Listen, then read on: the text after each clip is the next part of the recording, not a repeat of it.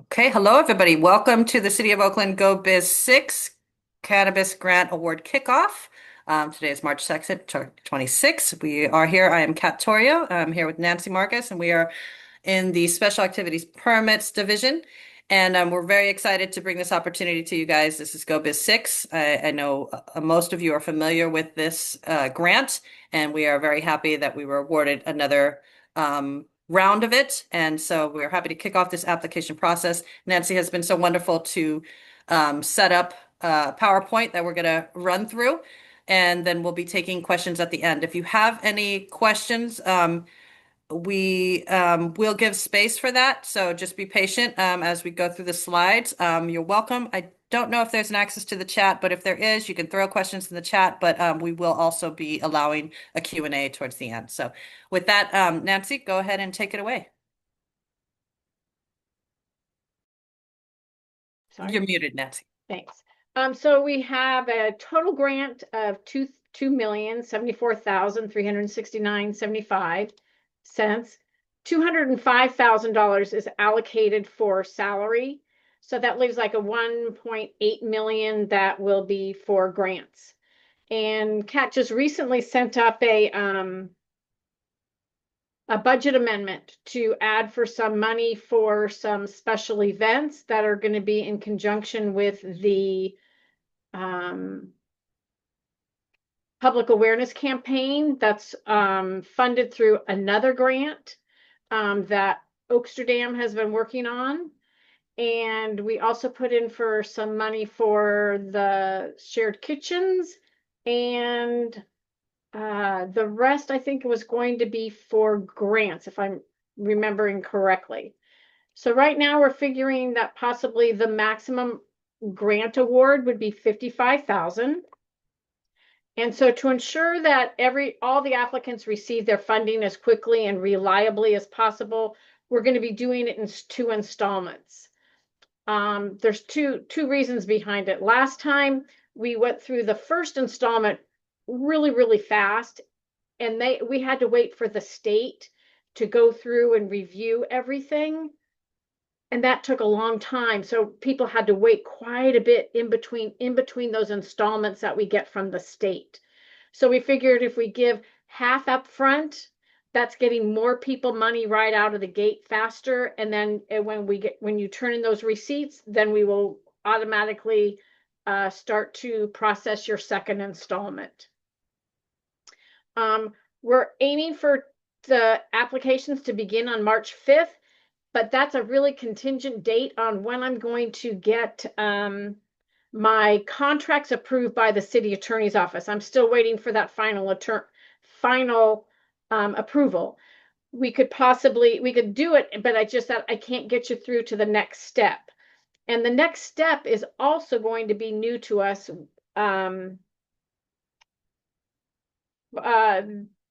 The Treasury office has determined that we need to process grants in a different manner.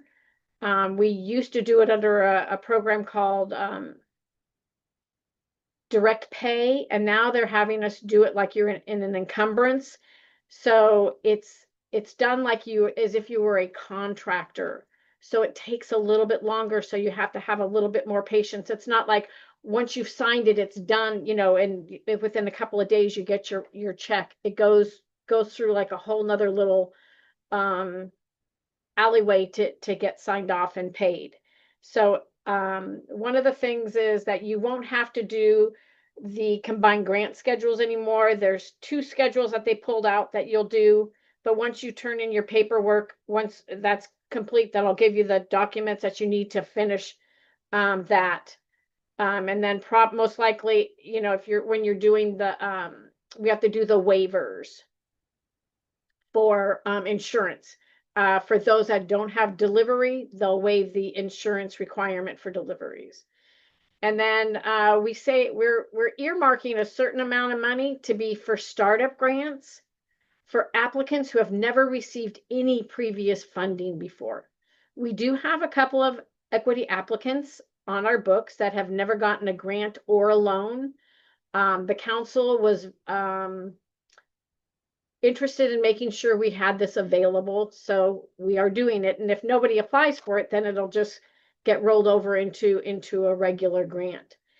The one thing is that the applicant will need to have the non-operating conditional permit, which is basically you will need to have applied for your conditional, not for your, not conditional, sorry, certificate of occupancy, and you'll have your business tax and your NOEs must be completed. And you need to be enrolled in the compliance plan that you're working towards it. So what the non-operating conditional permit will give this person the opportunity, and they'll get a permit that then they can turn around and apply for their state license. And the maximum that they'll get is $15,000. So we always, previously they figured in between the cost of applying for licenses for the state and getting insurance to move forward for additional funding. That's the startup money that most of the businesses needed. Eligibility for the general public, the general equity applicants, is you need to have a valid annual state cannabis license. And then you either need a valid annual conditional operating or non-operating permit with the city of Oakland.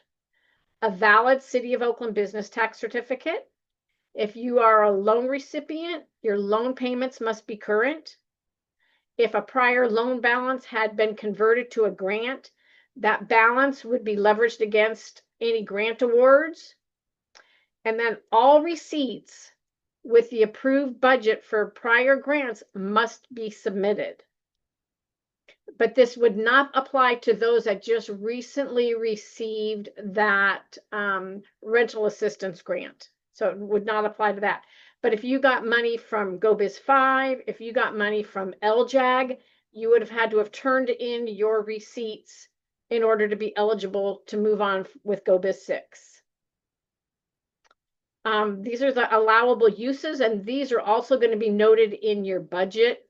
It's rent, lease, local and state application, licensing, and regulatory fees, which would include your tax obligations, legal, regulatory compliance, and that would include insurance, security measures, accountant, consultant, bank charges. And if I'm remembering correctly, I think there's a bond that you have to pay. It would be under regulatory compliance. Testing of cannabis would be testing of cannabis, website and packaging. Capital improvements would be any building improvements you're doing to your building. Training and retention of qualified and diverse work staff is for employees. It's not for independent contractors. It's for staff. It's for your payroll expenses. Inventory would be your cannabis purchases from distributors.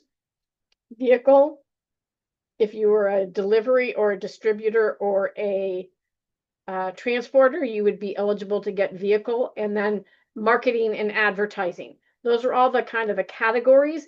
And if there is something else that you feel that your company needed that's not listed in this, let us know. We'll check in with the state if it's allowable, and if it's allowable, where they want us to plug it in, because they've already marked these particular categories. These are the categories that we have to work with. This is an example of a schedule of work. And what you'll do is, I just said my business will utilize grant funds as follows. And I just kind of gave how much, $5,500 for rent. And I said, $1,100 a month for, for April to August, which was 5 months. Insurance, utilities, my state fees, packaging supplies, security alarm system, cannabis inventory. You have to be as specific as you can. You can't just put rent as, $5,500 with the not saying like how many months is that representing? What is it representing? Same thing with utilities. You have to kind of give a breakdown as to what it is that you're requesting it for. And then the budget would be, then you'll take what you did on that form, and then you'll plug the numbers in, like for rent, $5,500, local and state, $5,000. Regulatory compliance, 11,500. Testing the cannabis, 48. Inventory, 30, for a total of 56,800. Obviously, at the time when I did this, I didn't know, I was guessing how much it would be. It would be 55,000. But if you turn in something like this where it's 56, 8,000, it would be returned because it can't exceed the 55,000. But the form that you'll get will automatically add up your totals for you.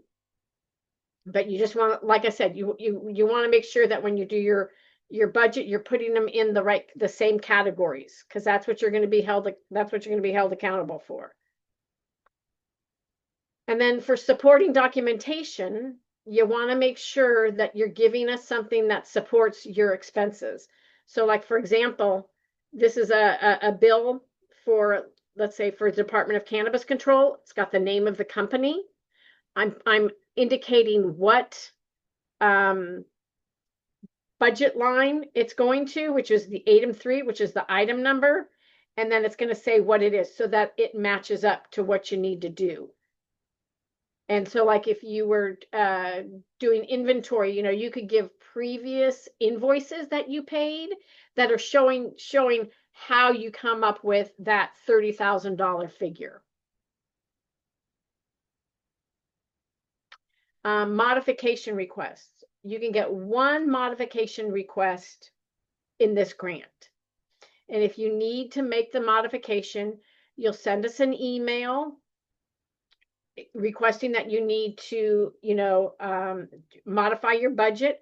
What you'll do is you'll fill out a new scope of work and budget for whatever the new modification will be. Once that gets to us and it gets approved, we will revise your contract with the modified budget and scope of work, and then it'll get sent out to you and be signed. You can't make a modification after the fact. You can't spend the money until it's been approved. You are bound by this contract to spend the money as you said you're going to spend it. And if you need to change it, you need to change it before you spend it. Post-grant reporting requirement is that after you get your receipts, you'll turn in your receipts, and you'll want to make sure that your receipts match the item number. So if I gave that DCC bill, you're going to put A3, that it is attached to that particular item number. And you'll send it in an email with GB6 receipts in the subject line. And of course, because we're doing this in 2 installments, the first installment, you could put first installment if you want, grant receipts. And then when you get your second one, then you'll be responsible for sending in that second round of receipts for the second half of the money. And that's about all that I have on the program. Okay. Thank you, Nancy. Fantastic. So I do see one hand up currently. If you do have questions, please feel free to put your hand up, and I will call on you one at a time to pose your question. So we have Karen. I'm allowing you to talk. If you could just unmute yourself and begin.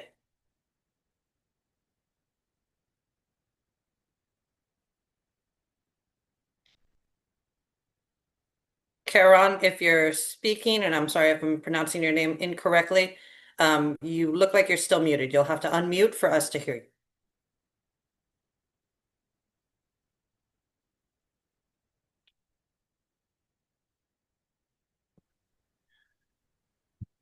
Hi, how's everybody doing? You have somewhat There's, of an echo. yeah, there was an echo from what Nancy was saying also, so I was just trying to see if we could fix that. That was why I was raising my hand.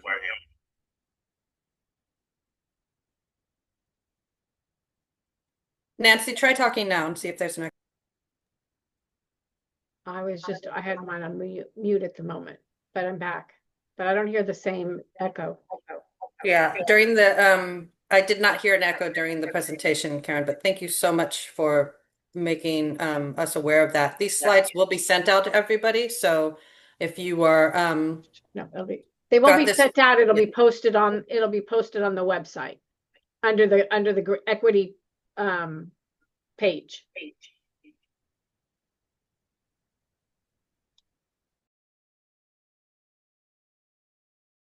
Okay, I'll be moving on to the next question. We have Kelvin Viong. Please unmute and begin to speak.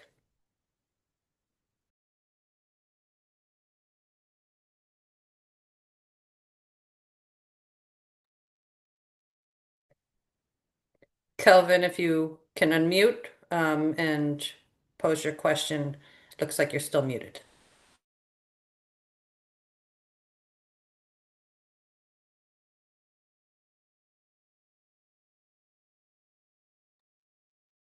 Nancy, you're muted.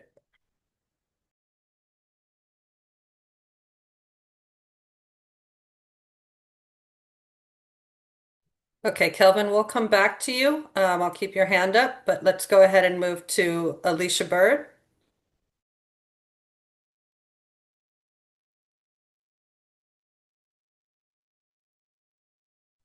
Hello. We can hear you. Hi. Good afternoon. Thank you for having the meeting. I heard Nancy say that there was an amount allocated to shared kitchens. Is that different than the individual 50,000?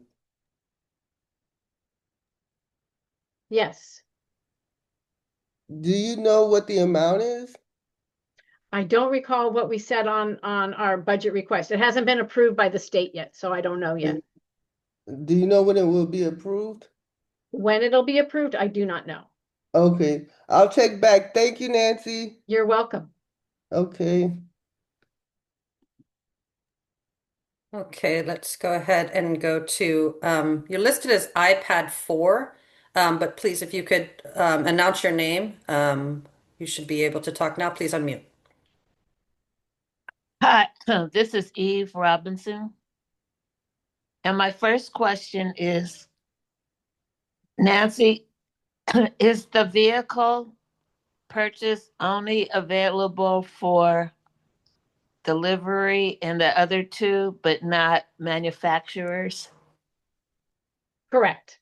Because you need a vehicle to have a license for those other three. You do not require a vehicle for manufacturing. Okay.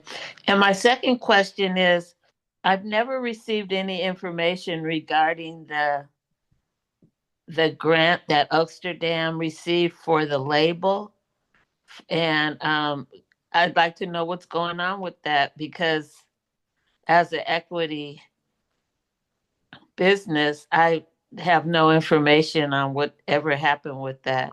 With the public awareness campaign. Yeah, I can speak to that a little bit, Yeah. Nancy. Public awareness campaign is going on, and they just had a stakeholders meeting. So I'm not sure if you're connected with them, but you should be part of that meeting because that's when they give out information on where they're at, what they're doing. I know that those labels are going to be in production. I don't know if any of them have been produced quite yet, but they are moving towards that phase of producing assets and materials for marketing. So I would reach out to your contact there, which Oaksterdam, I'm not sure who you've been in contact with before. If you don't have a contact, we're happy to share one with you. But it is an active campaign and it is being supported. So absolutely get to those stakeholder meetings so that you can be made aware of the deadlines that are coming up and the different things that they are producing Wouldn't they around them.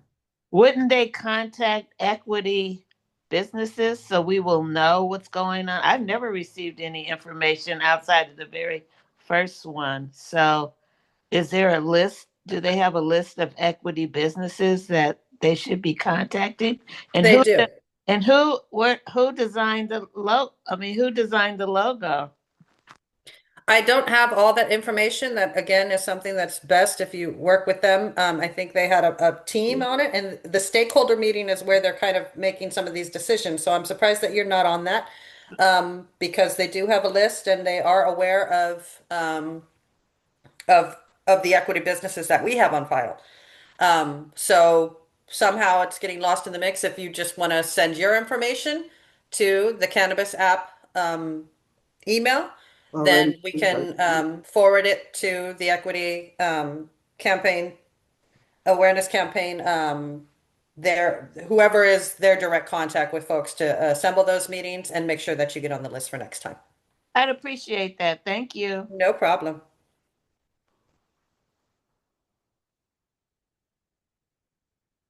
Okay, let's Kelvin, are you back? You should be allowed to talk. You can unmute and give us your question. Hello, can you hear me now? Hello, hello. Yes. Okay, Yes. sorry, that was my fault. Hi, I have a quick question for you guys. We've been an equity operator here since the beginning of time, but we stopped operating for a couple of years, kind of just due to various financial issues. And we've never actually applied for any of these grants because frankly, we didn't know about them. So do I still qualify for the startup? Um, Even though we've been, our license has been a while. So I don't have the non-operating. I do have a state license already. Yeah, so Um, you would, and I believe you have a Okay, we might have conditional. lost you, Kelvin, but I think we got your question. You're curious about your eligibility. Nancy, is yes, that something, would you like him to send an email so you can No, check, no, or I'll just what's the best way? explain. So I believe, Kelvin, you have a conditional operating permit. that is correct. All right. So you would be eligible for the full grant amount. If you didn't even have a state license yet, is when you would be eligible for that startup because you need to get that state license to be able to get the additional funding. So you're already beyond that part. So you don't need the startup because you've already got a state license. I see.